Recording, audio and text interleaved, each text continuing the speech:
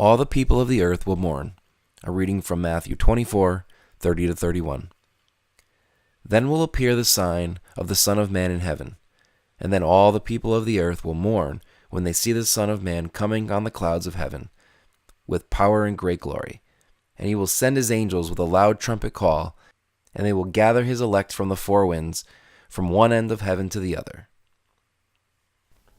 As Paul prepared to depart for Jerusalem from Ephesus, he declared to the elders in a final farewell that he had not hesitated to proclaim to you the whole will of God.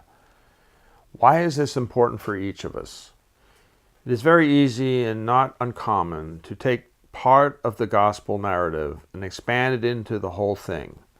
Paul was obedient to the will of God through the Holy Spirit by focusing on every dimension of Jesus, from his miraculous birth to his arrest, trial, crucifixion, death, resurrection, and ascension.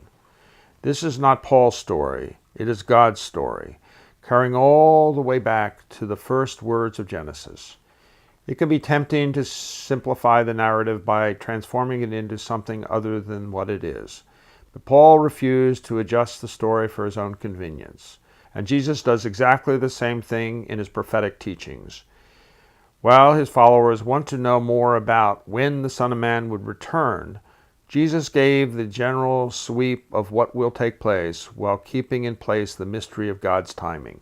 If we focus just on the question of when Jesus will return, we lose focus on the Jesus of the Gospels, the Jesus of Nazareth and Capernaum, of Jerusalem, and of all the world.